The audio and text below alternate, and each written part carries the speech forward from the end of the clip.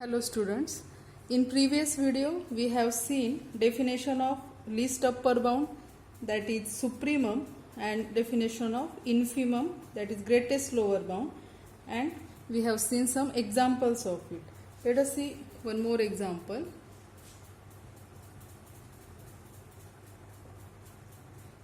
Let us see first example.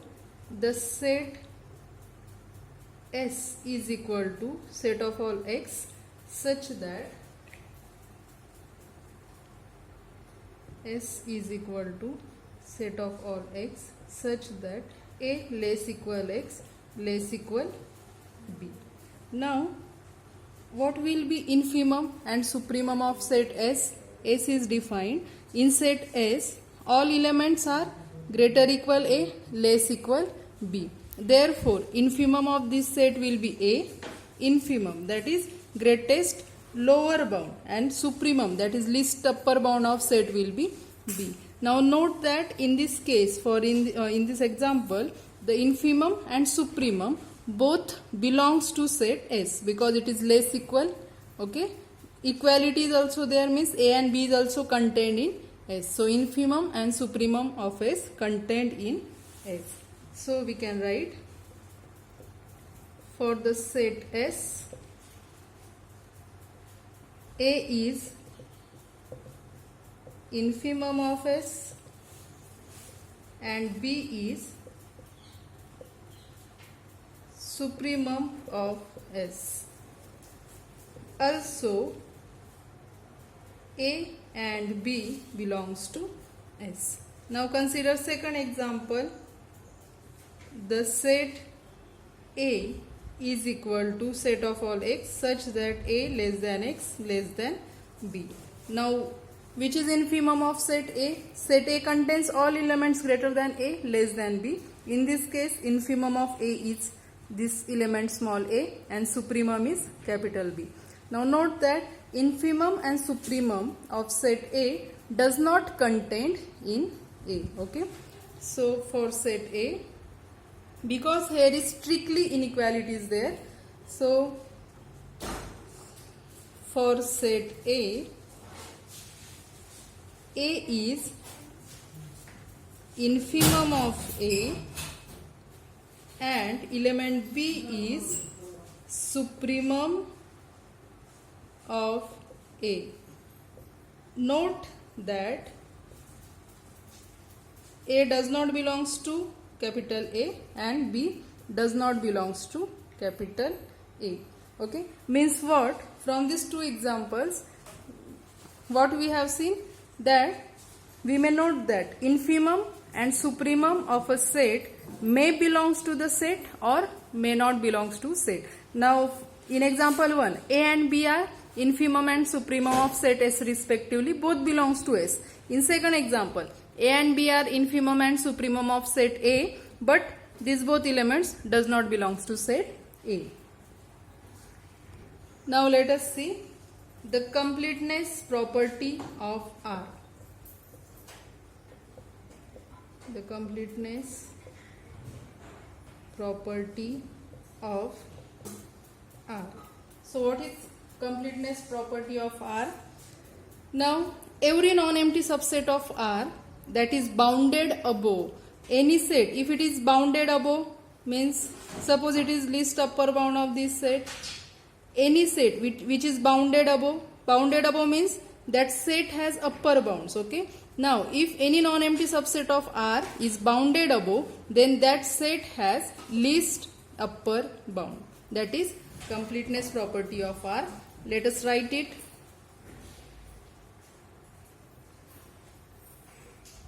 Every non-empty subset of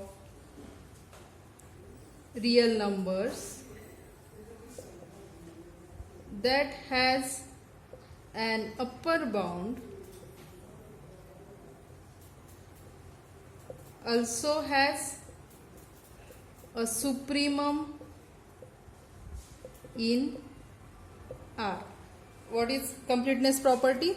Every non-empty subset of real number, if that non-empty subset has upper bound, then definitely it has supremum. Means if that has upper bound, then it has least upper bound. That is, we call least upper bound as supremum.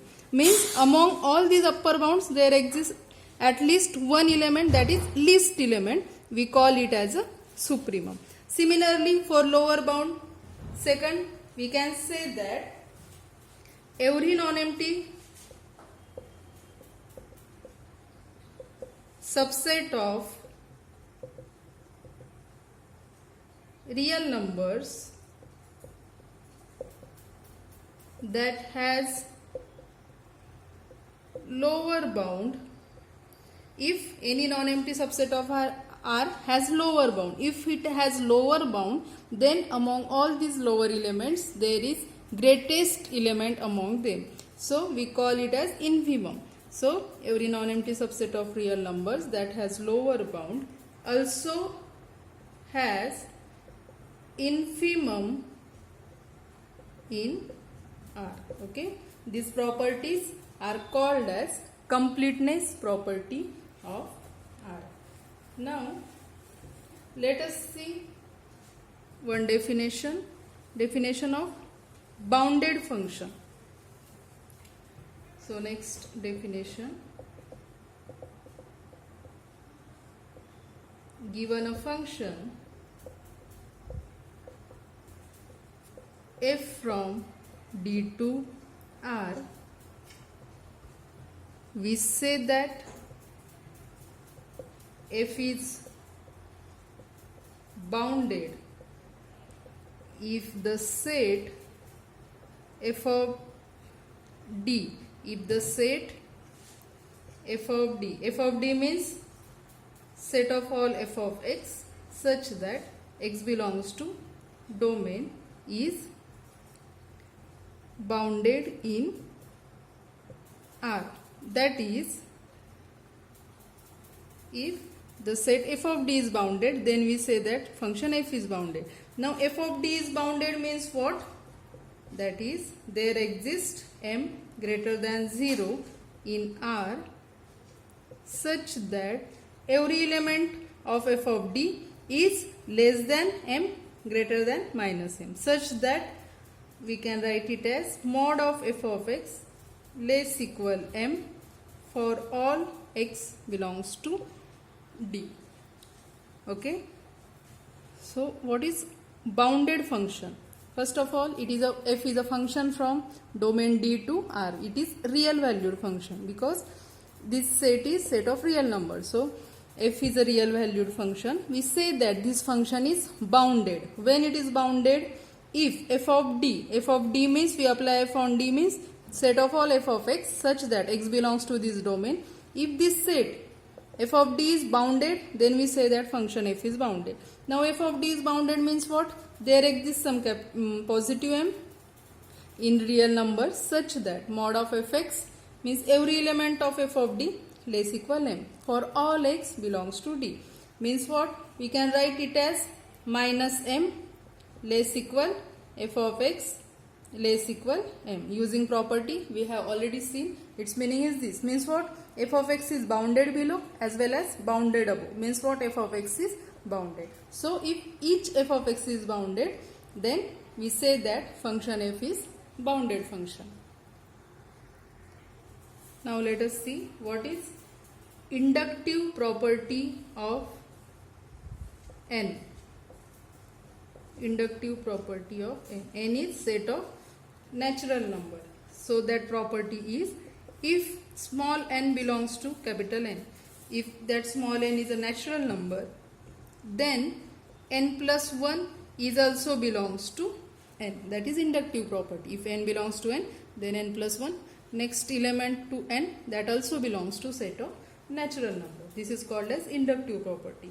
Now by definition of natural number, we can see that we have seen that set of natural number is 1, 2, 3, 4. Okay, this is set of natural number. We can see that this set is not bounded. Okay, any set is said to be bounded if it is bounded below as well as bounded above. Now you can see this set of natural number is bounded below by 1, but it is not bounded above. So set of natural number is not bounded. We have seen this example. So we can say that for any real number, if x is any real number, then there according to x there exists a natural number such that natural number is greater than x. Okay, that is next property, we will see that. But remember, as it is not bounded, so for any real number, according to real number, we can select, means there exists a natural number such that natural number is greater than that real number. Now let us see what is well ordering property of natural number.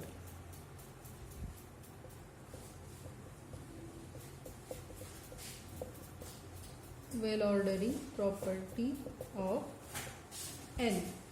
Now if s is a subset of natural number which is non-empty, then s has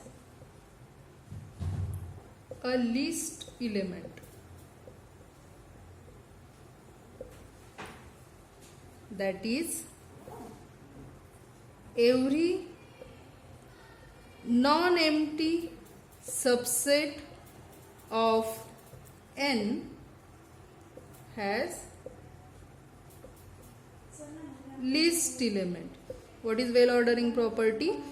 N is natural number, s is a subset of n, s is non-empty. Okay, s is a non-empty subset of natural number, then definitely that set s has least element. Okay, every non-empty subset of n has least element.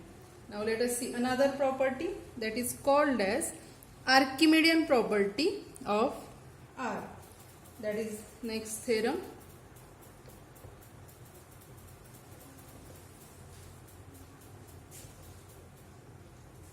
Archimedean property of R. Its statement suggests if x greater than 0, then for any y belongs to R, there exists n belongs to n such that nx greater than y. What is Archimedean property? Its statement says x is any positive number. Okay, then for any real number y, there exists a natural number such that n into x is greater than y. Let us prove it. Proof. Now there are two cases. Now what is y? Y is any real number. So let us take first case when y is less equal 0. Now what happened when y is less equal 0? Now what is n? Among this nx, what is n? N is natural number, so definitely it is positive. X is also positive, so definitely nx will be positive number. So if y is less equal 0, means y is 0 or negative number, so definitely nx will be greater than y. So when y is less equal 0, then the theorem is obvious.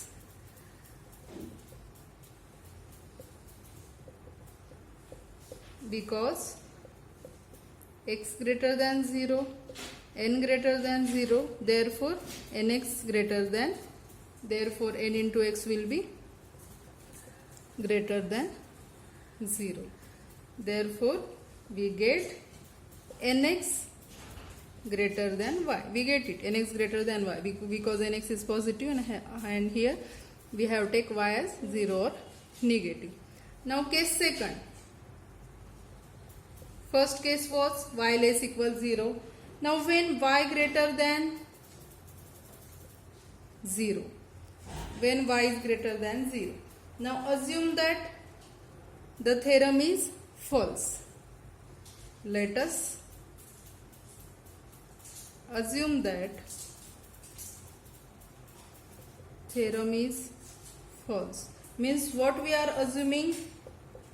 Theorem is nx greater than y. Let us assume it is false. Means nx should be less equal y. Okay. for all n belongs to n. Let us assume it. Therefore, the set, let us construct a set S is equal to set of all nx where n belongs to natural number. Let us construct the set S in which the elements are these nx. Okay. Now, this set S is bounded above. Why so? Because nx less equal y. Okay. Means what? It has upper bounds. The set S, because we are constructing S from this nx. So, the set S is equal to this. The set S has supremum. The set S has supremum. Why can we say so? Since or using completeness property. Using completeness property. Why? What completeness property says? If any set is bounded above, then it has least upper bound.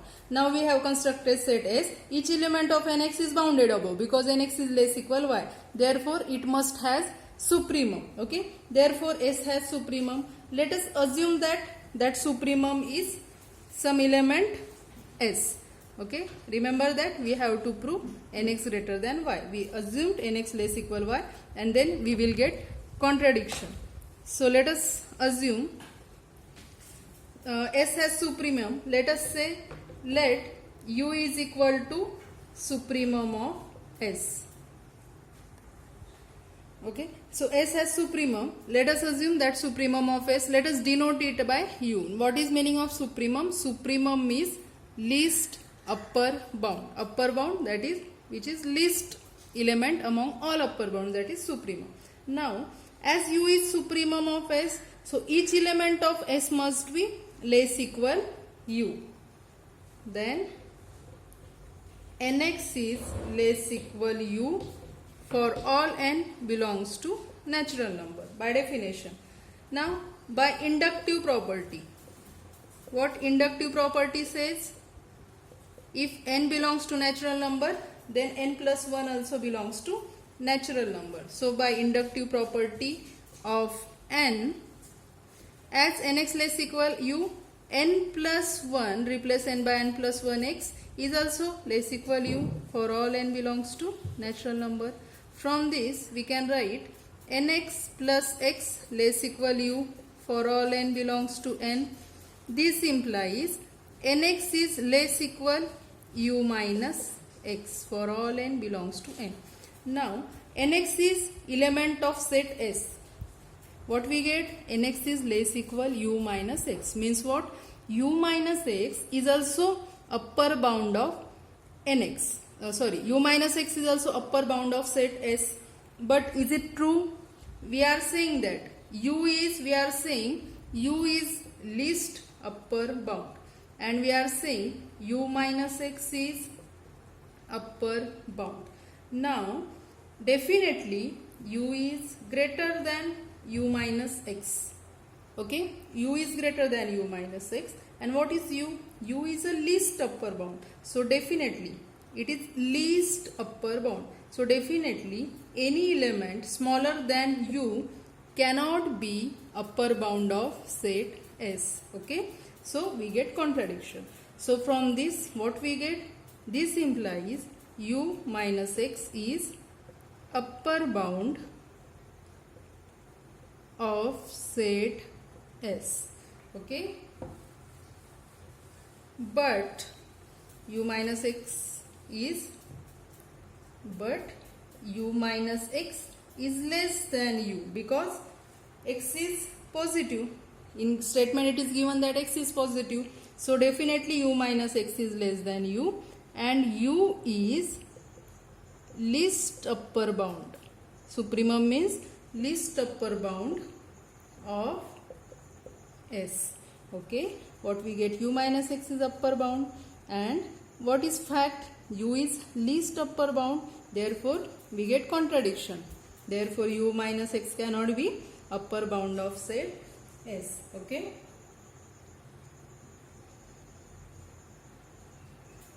Therefore, we get contradiction to U is equal to supremum of S. Therefore, our assumption is wrong. What was our assumption? In theorem, we have to prove that nx is greater than y. We assume that that is false, and we assume that nx is less equal y. That assumption is wrong. Therefore, nx is greater than y is true for all n belongs to natural number. That is Archimedean property of R. Okay, that is proof of Archimedean property. From this, there is one theorem that is without proof. What is that? Let us see statement. If y belongs to R, similar to previous example, if y is real number, then there exists natural number, then there exists n belongs to n, such that n is greater than 1. Okay, so means in previous theorem, if we replace this x by 1, then we get this theorem. Okay, in previous theorem x was greater than 0, so we can replace it by 1. So for any real number, there exists a natural number such that that natural number is greater than 1. Okay.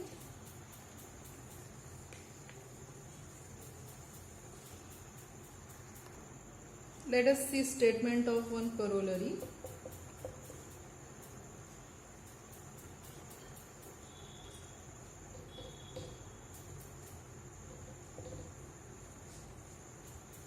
Let x be a positive real number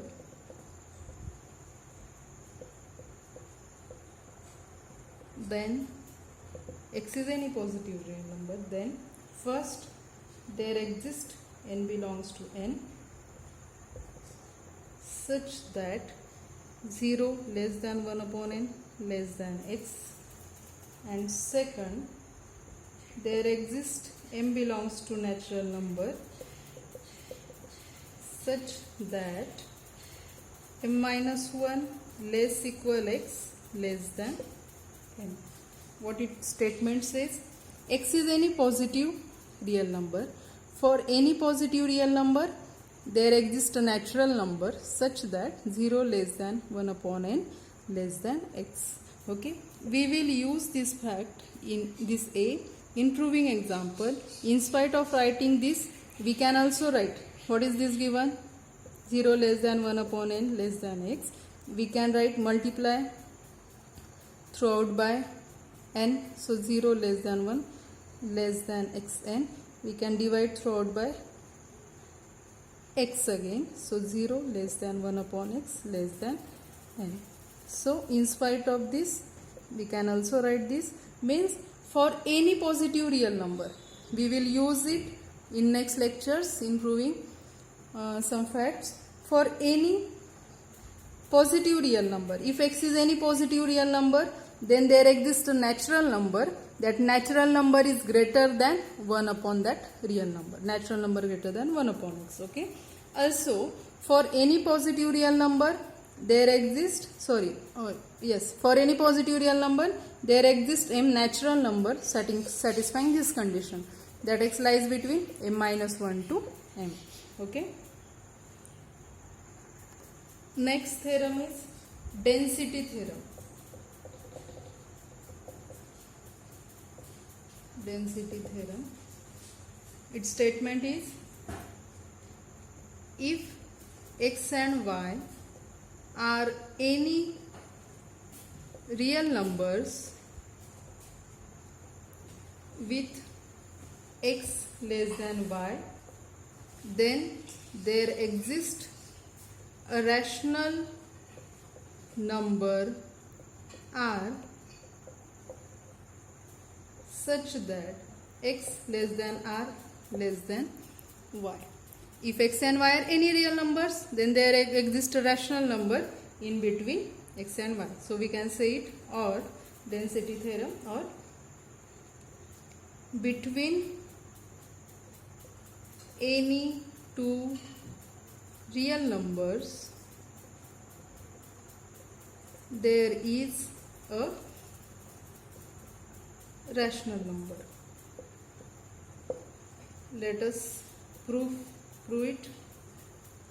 Now, what is x and y? X and y are such that x is less equal y. So first let us assume that x is greater than 0. Without loss of generality,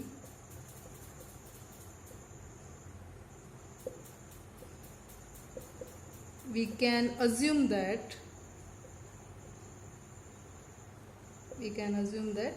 x is greater than 0. Okay, and again what given? Now x is greater than 0. Therefore, what we have now? 0 less than x. Now this x is less than y. It is given. Therefore, definitely y minus x will be greater than 0. Okay. Now y minus x greater than 0. We have just seen. Now y minus x is a real number. It is greater than 0. We have seen that for any positive real number, there exists a natural number such that that natural number n is greater than 1 upon y minus x. Okay. So we will use it. So we will write. Then by Archimedean property,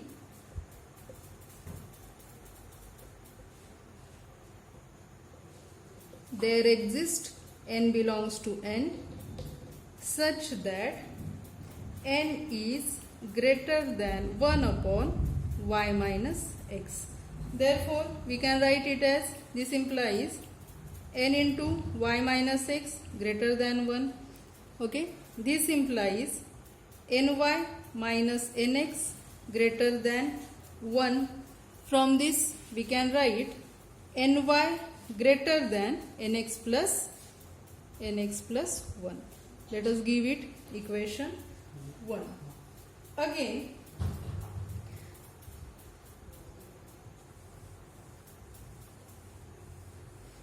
now x is positive. We are taking x as a positive number. So what will be nx? N is a set, n belongs to natural number, set of natural number. X is positive, n is positive. So definitely nx will be positive. So here nx is greater than 0. So applying corollary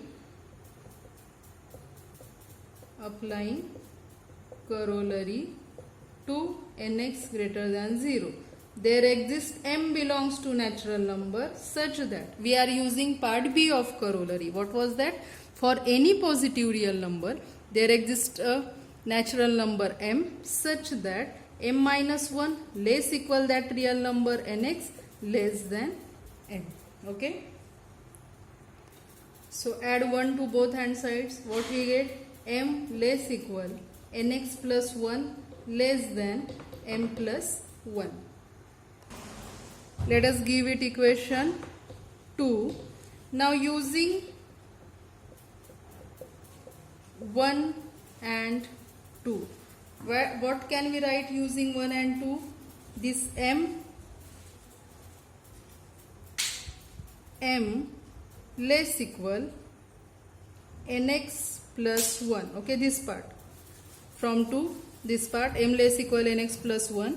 And from 1, this nx plus 1 is less than ny. Again, what about this m? Let us give it star. So using star, this m is greater than or equal to m is greater than nx. So we can write it as, using star, so this m is greater than nx. So nx less than m. Okay, we are taking nx less than m, and that m is, we are taking only this part, less than ny. Okay, nx less than m less than ny. Dividing throughout by n, what we get? Dividing throughout by n, we get x less than m upon n less than y, where m upon n is what? Rational number, where m upon n is equal to r, which is equal to rational number. Means we have proved that x and y was what? Both were real numbers, and in between two real numbers we have shown that there exists a rational number. So last statement we can write, therefore between any two real numbers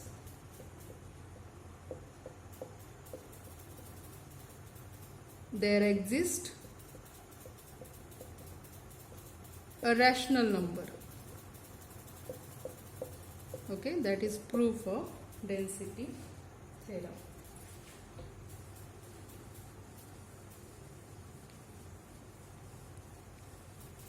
There is one corollary on density theorem.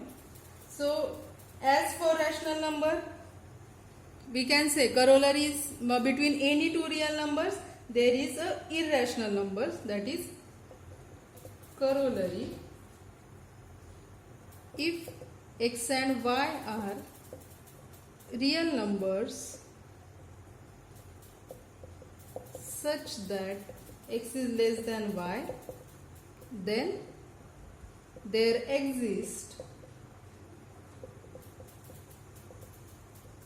irrational number z such that x is less than z less than y. Means in between x and y there is a irrational number z. So its proof, we apply density theorem